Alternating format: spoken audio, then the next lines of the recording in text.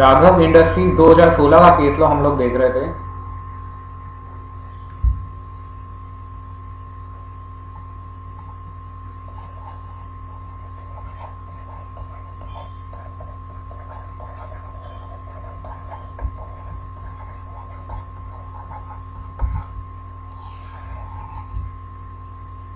एक असेसी है,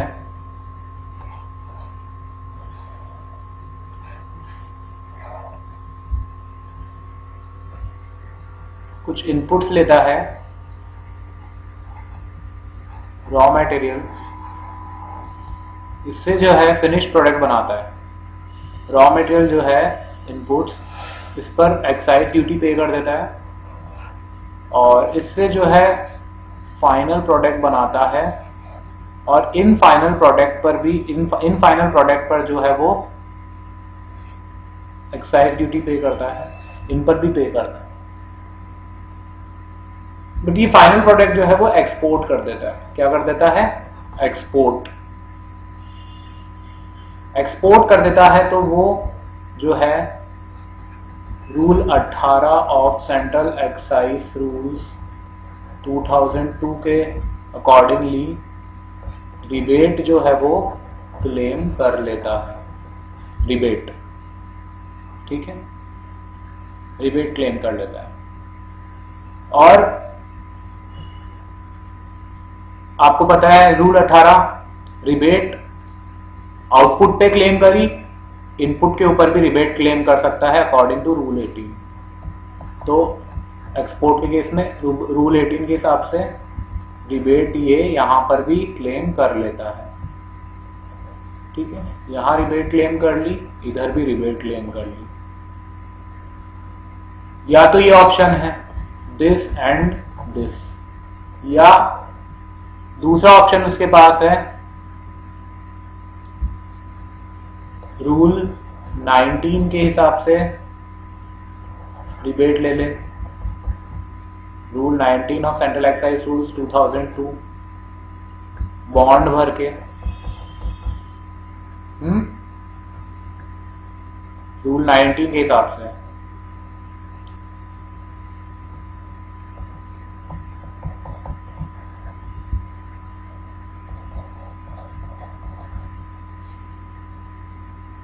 या तो ये ले ले दिस एंड दिस, या ये ले ले दिस एंड दिस,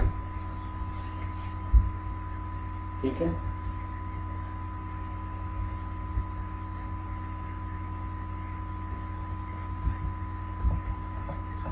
अच्छा, इनपुट के ऊपर जो है उसके पास और भी ऑप्शन है। वो जो है ड्रॉबैक ले सकता है, drawback of duty under section 75, है ना। या फिर वो इसका सीसीआर ले ले, सीसीआर बुक कर ले, सीसीआर बुक कर ले। और अगर कुछ रह जाता है, पूरा बुक नहीं हो पाता, तो बचे का रिफंड ले ले। सीसीआर बुक कर ले या तो अंडर रूल 6, या फिर रिफंड ले ले अंडर रूल 5, ठीक है। अच्छा, इन पांचों में से एनी वन, कोई भी एक ले सकता है। और इन दोनों में से भी कोई एक ले सकता है, एनी वन, ठीक है। इन पांचों में से भी कोई एक ले सकता है, एनी वन। और इन दो में से भी जो है एनी वन वो ले सकता है, ओके।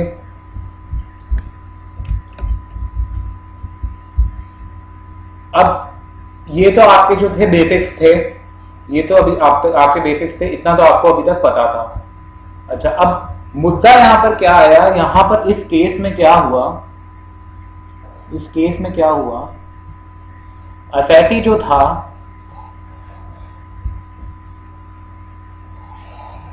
असेसी क्या करता है,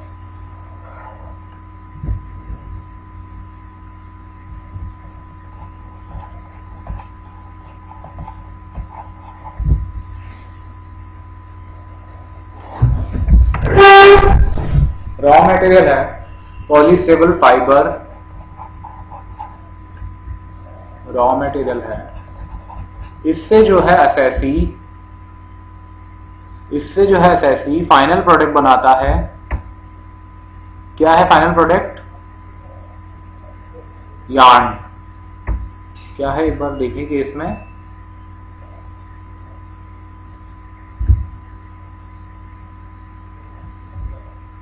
synthetic yarn, blended yarn,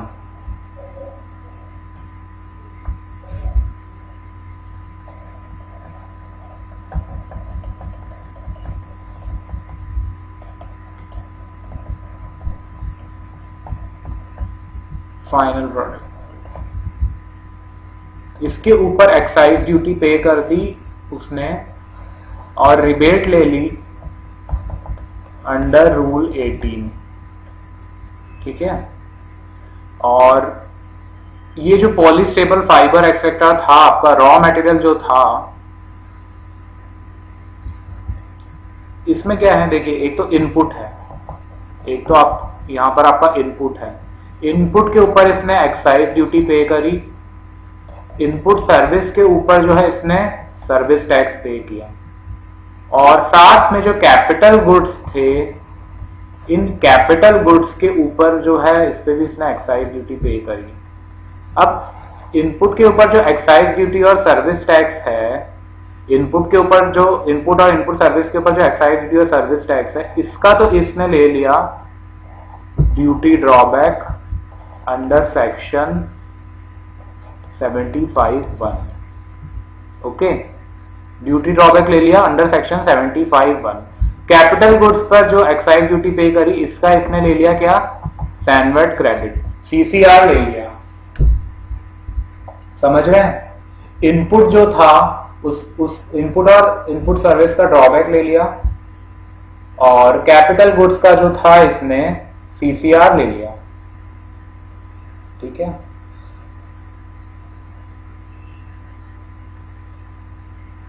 okay, ये सब इसने ले लिया। तो अपन ने पढ़ा था कि उन पांचों में से कोई भी एक चीज ले सकते हैं, ड्रॉबैक ले सकते हैं, सीसीआर ले सकते हैं, ठीक है। अब किसी ने इसको जो है इसके कान भर दिए, इसको बोला कि आप तो जो है आपने सीसीआर लिया, डीबी के लिया, इसके साथ वो बोलता है कि स्पेंटेक्स इंडिया की केस स्टडी आई थी जो बोलती थी कि रूल 18 के हिसाब से अगर आप रिबेट ले रहे हो तो आप इनपुट के ऊपर भी जो है रिबेट ले सकते हो। एसएससी जो है वो इतना खुश हो जाता है, बोले ये तो बहुत अच्छी बात है, मैंने डीबी के और सीसीआर तो ले लिया, मैं रिबेट और ले लूंगा वापस जाके। एसएससी पहुंच जाता है, बोलता है कि मुझे रिबेट भी दो इसके अंदर, क्योंकि आपने कहा कि इसके साथ जो है कॉरेस्पॉन्डिंगली आउटपुट पे मिल रहा है रिबेट, तो इनपुट के ऊपर भी रिबेट दो। इस बेवकूफ को इतना नहीं पता कि रिबेट आप इधर ले रहे हो, इधर आपको उन पांचों में से एक मिलेगा। ऐसे थोड़ी ना है कि ये भी आप ले लोगे, ये भी आप ले लोगे, सब कुछ आप ही ले लोगे ऐसा तो नहीं होगा ना। तो केस यही था कि इसको जब इसने ड्रॉबैक सैनवर्ड क्रेडिट ले लिया है तो क्या इसको रिबेट भी मिल जाएगा? इधर इनपुट पे एक चीज मिलेगी ना, बस यही केस है, ठीक है। पढ़ लीजिए आप। अगला केस है अपना premium shootings private limited, premium shootings private limited 2016, small scale industries का केस है, एसएसआई यूनिट्स का। देखते हैं इसमें क्या हो रहा है। एसएसई है, इसकी दो फैक्ट्री है, एसएसई है इसकी दो फैक्ट्री हैं, एक है इसका केमिकल डिवीजन, दूसरा है टेक्सटाइल डिवीजन। एसएसई 2 फैक्ट्रीज,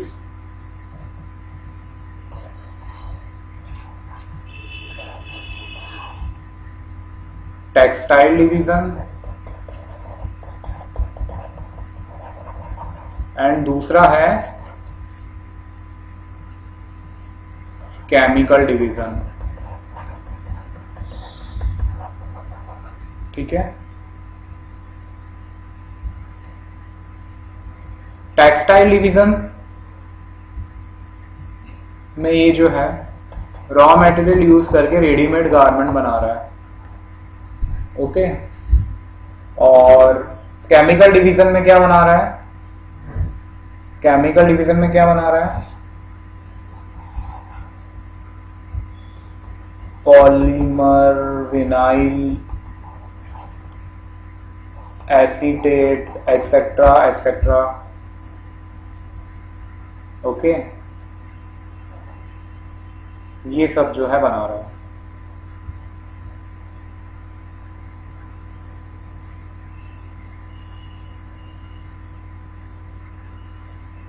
अच्छा, क्वेश्चन ये है वेदर एसएससी इज एलिजिबल। अच्छा, क्लियरेंस कितनी कितनी है? इधर इस फैक्ट्री से 3 करोड़ है और इससे है 2 crore.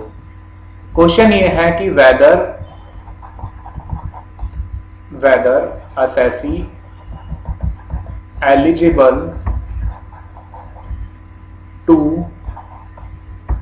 SSI exemption, whether SSI is eligible for SSI exemption in next year or not।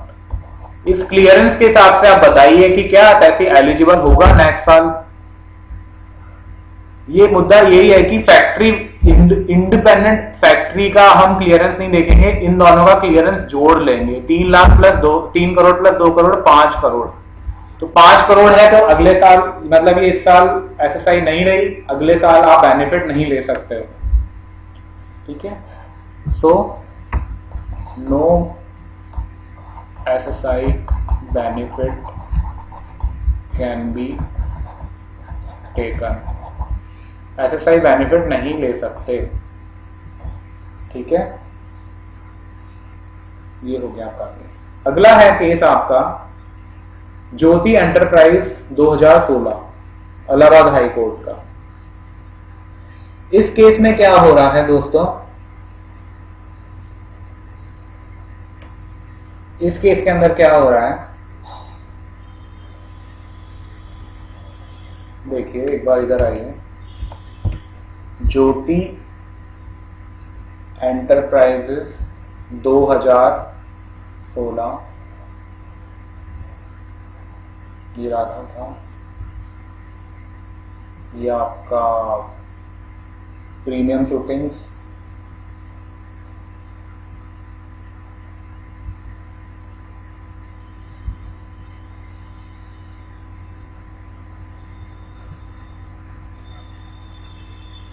ये सर हम कर चुके हैं ऑलरेडी।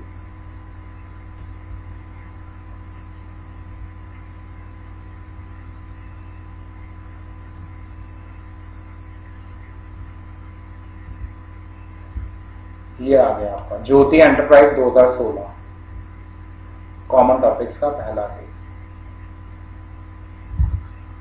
अच्छा, इसमें क्या है? ओआईओ पास किया एसएससी के केस में डिपार्टमेंट ने। OIO order in original OIO. However the SSC was unaware. SSC को नहीं पता चला कि ऑर्डर पास किया गया है।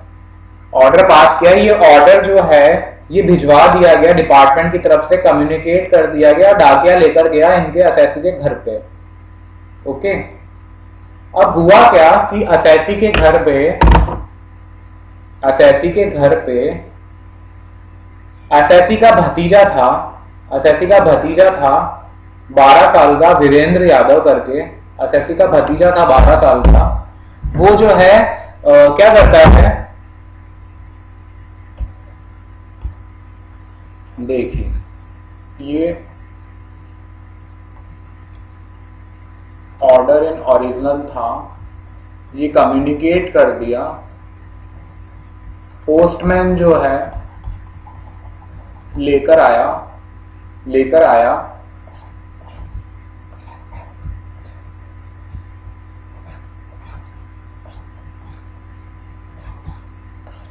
ये घर का। ठीक है, तो यहां पर लेकर आया पोस्टमैन, यहाँ पर लेके आया, गेट पर उसका घंटी बजाई, डोरबेल बजाई।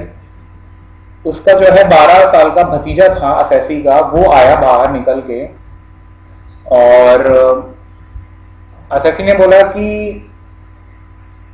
वीरेंद्र यादव हैं, वीरेंद्र यादव। हाँ, वो तो जो है अभी वॉशरूम में है, वॉशरूम में है, आप मुझे दे दो। तो उसके भतीजे को जो है वो ऑर्डर जो है पकड़ा दिया डाकी ने, और डाकिया चला गया। ओके, डाकी ने 12, अच्छा, एग्जाम में आपको ये नहीं लिखना है कि 12 साल का भतीजा था, एग्जाम में बस आपको ये लिखना है कि किसी और को वो जो है पकड़ा के चला गया।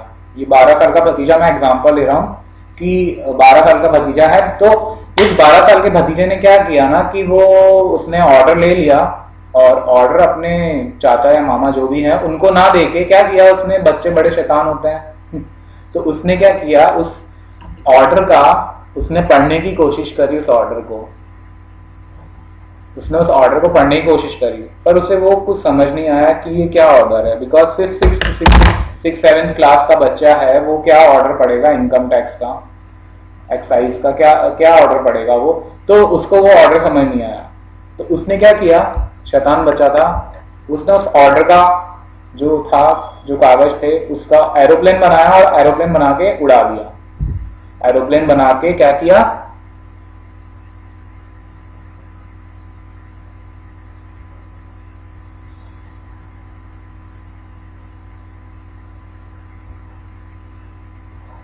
एरोप्लेन इसको बना के उड़ा दिया। ठीक है, अब असैसी जो था उसको पता ही नहीं चला कि ऑर्डर आया। तो असैसी ने जो है पेमेंट नहीं किया, नो पेमेंट। असैसी ने पेमेंट नहीं किया, उसे पता ही नहीं था ऑर्डर आया था पेमेंट के लिए। अब क्या हुआ ना, थोड़े टाइम बाद क्या हुआ, रिकवरी वाले आ गए, रिकवरी वाले आ गए और बोले कि पैसा दो, पैसा दो, आपने अभी तक पैसा क्यों नहीं दिया। ठीक है, लंबे चौड़े मुस्टंडे आ गए, बोले आपने अभी तक पैसा नहीं चुका। तो अब मुद्दा ये उठा कि वीरेंद्र यादव बोलते हैं कि मुझे तो ऑर्डर की कॉपी मिली ही नहीं, आपने मुझे कम्युनिकेट ही नहीं किया, मुझे कैसे पता, तो मैं कैसे जो है भरूं। ओके, अब मुद्दा ये यहां पर, अगर नोटिस हमको ये देखना है कि अगर ऑर्डर जो है पर्सनली उस पर्सन को सर्व करना जरूरी है, या अगर उसके घर पर किसी और को दे दिया तो भी वो मान लिया जाएगा कि वो सर्व हो गया है। तो अगर नोटिस डिपार्टमेंट से मिल गया इस केस में, ये माना जाएगा तो डिपार्टमेंट करेक्ट है। बट अगर अगर ये डिसीजन आया है कि भतीजा थोड़ी ना असैसी था, असैसी को सर्व करना था, तो असैसी बोल रहा था कि मुझे देकर जाते हैं। तो यहां पर अगर ये हो जाए कि भाई असैसी को खुद को पर्सनली देना था, तो फिर उस केस के अंदर जो है डिपार्टमेंट का कंटेंशन गलत है और रिकवरी फिर नहीं हो सकती। यहां पर जो डिसीजन आया ना, वो आया डिपार्टमेंट के फेवर में, डिपार्टमेंट को यहां पर करेक्ट माना गया और ये बोला गया कि असैसी के घर पर अगर नोटिस सर्व किया है, लेकर गए हैं, पहुंचा है, तो अगर वहां पर असैसी पर्सनली नहीं लेने के लिए आया, तो किसी और को अगर दिया है तो उस केस में इसको इनवैलिड नहीं ठहराया जा सकता, दिस इज वैलिड नोटिस। तो डिपार्टमेंट करेक्ट है, यहां पर नोटिस मिल चुका है, डिपार्टमेंट के फेवर में जजमेंट आया, पढ़ सकते हैं आप लोग। अगला केस, संतोष हैंडलूम्स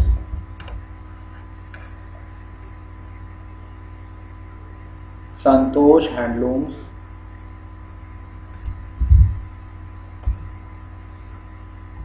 ये प्रॉपर सर्विस मान लिया गया।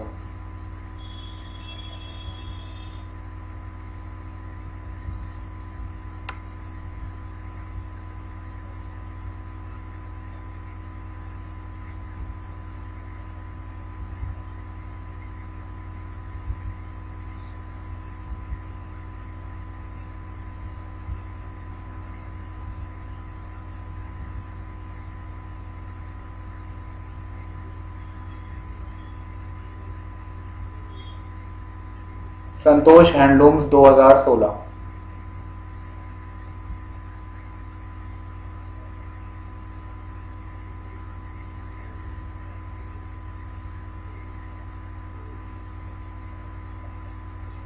देखिए एक बार रीड करते हैं।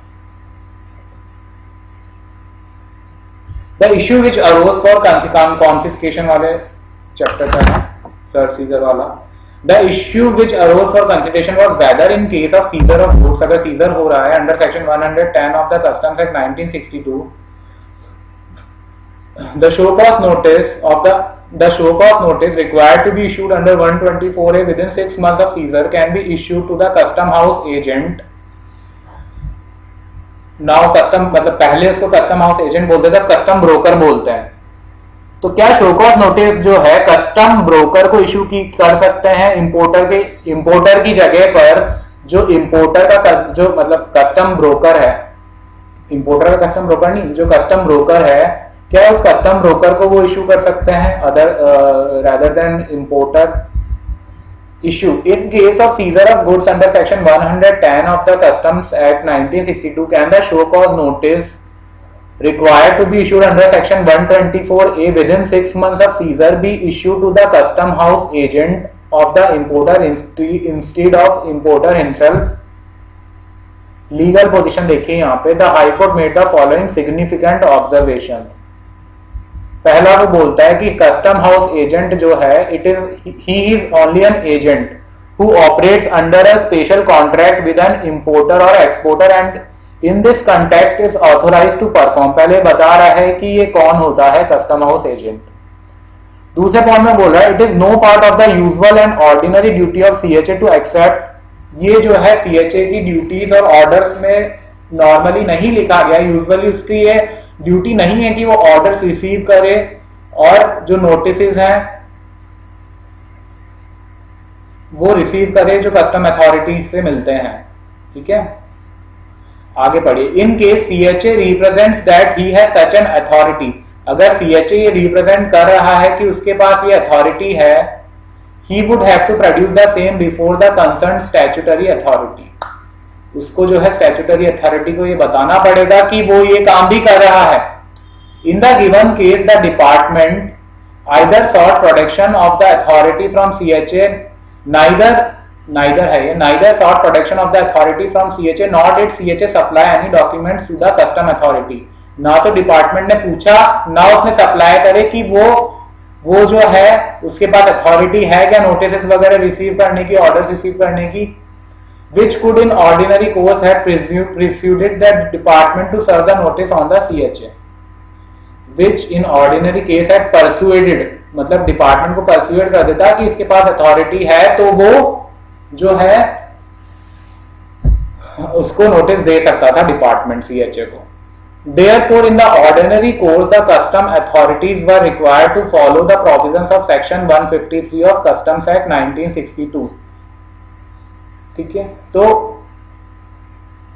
जो ऑर्डर था वो इंपोर्टर को ही देना चाहिए था, which required the service to be effected on the importer, that is the petitioner in this case। The CHA has no general authority to act in respect of every act that the owner, importer, exporter is called upon to do or may be required to do under the provisions of the act।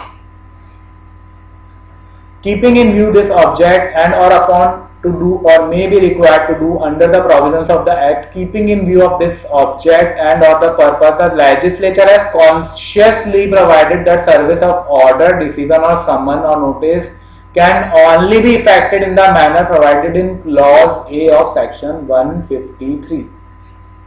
ठीक है, by serving it upon the person for whom it is intended। Conclusion देख लीजिए आप।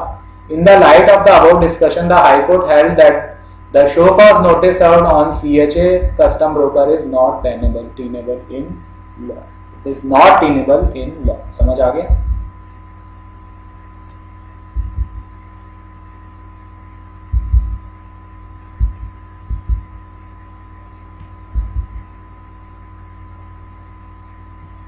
अगली आपकी है case study.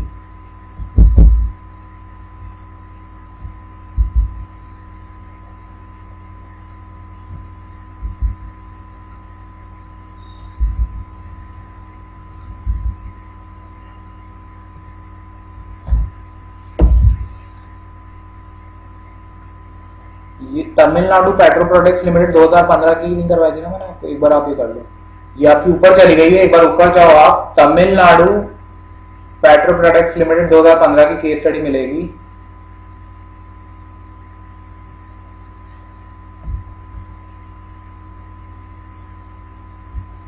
करवा दी थी शायद, Tamil Nadu petro products limited.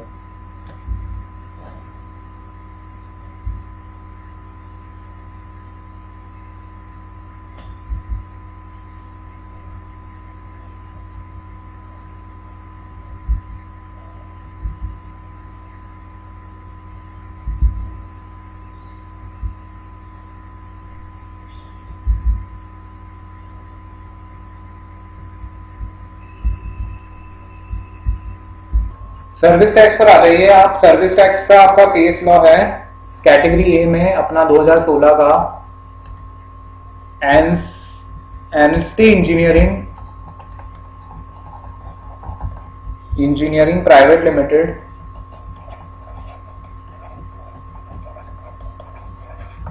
Private limited 2016, Bombay high court, Bombay. ठीक है, इस केस के अंदर क्या हो रहा है देखिए, असेसी है,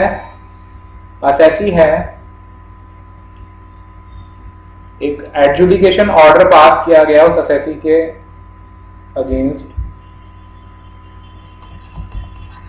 adjudication order passed,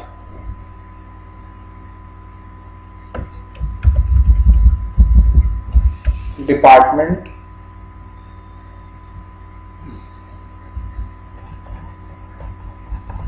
ACDC, department ACDC passed order in original. Okay, ये जो ऑर्डर था पास किया गया, बट असेसी जो है did not receive the order, assessee did not received the order, did not receive the order। ये orders को कब मिलता है, ये ऑर्डर्स को कब मिलता है, 2 years later, 2 साल के बाद इसको ये ऑर्डर रिसीव होता है।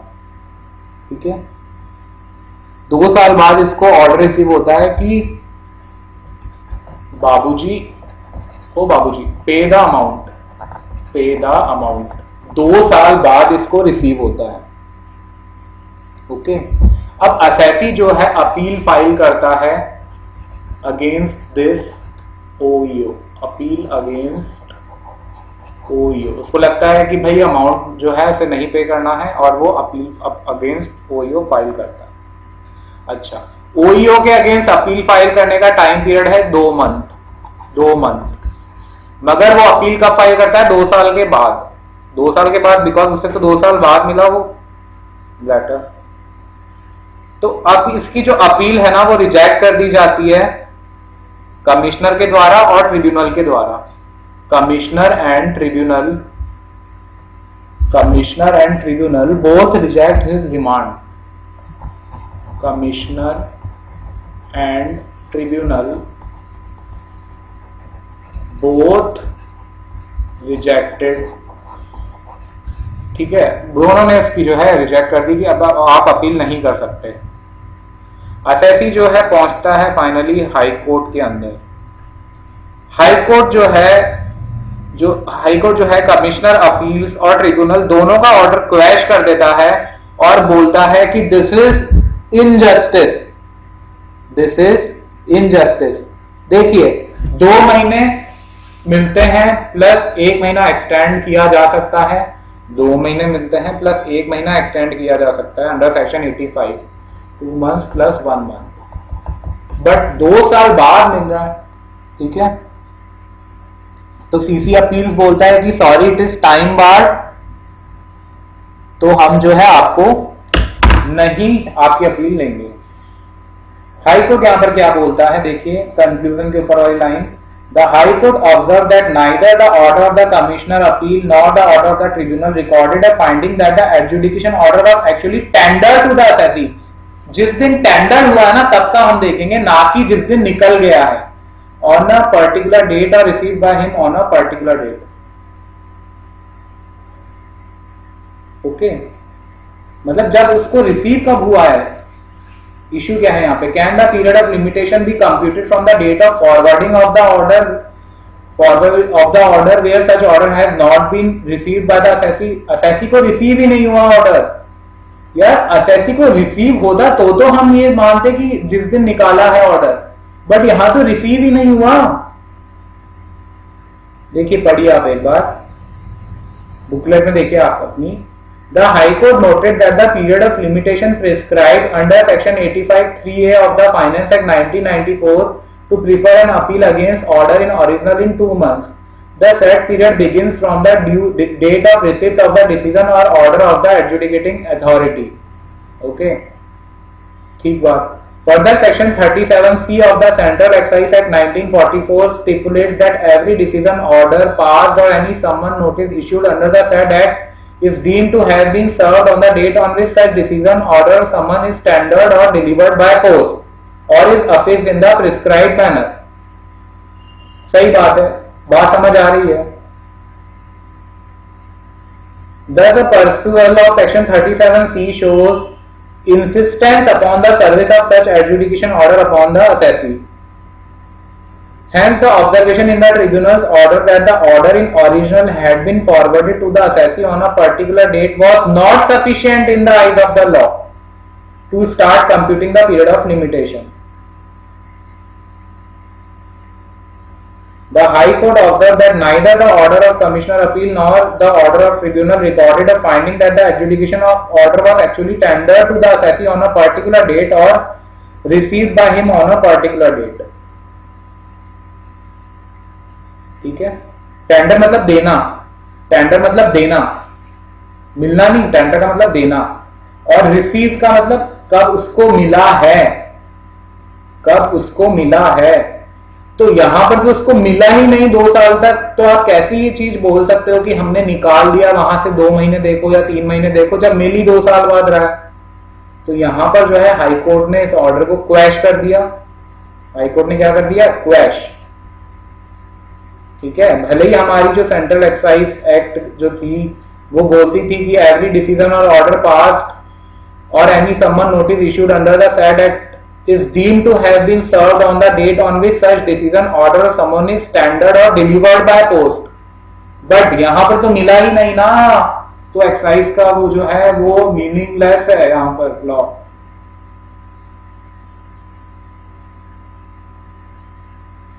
ठीक है,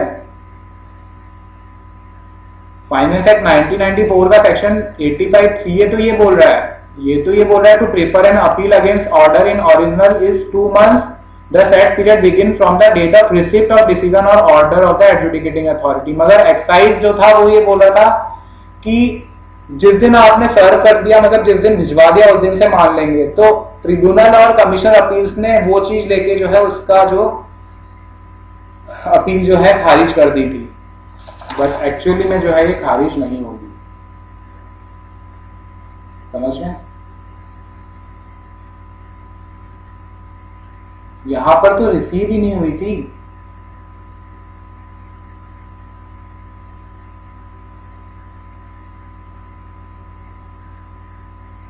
पढ़ लीजिए एक बार।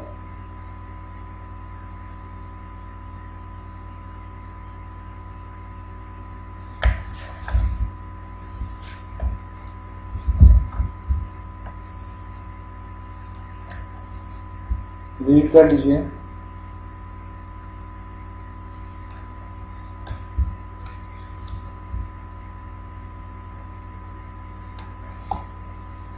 चलिए, ये हमारी जो है केस स्टडीज खत्म होती हैं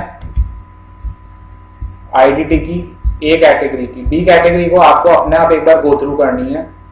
ठीक है।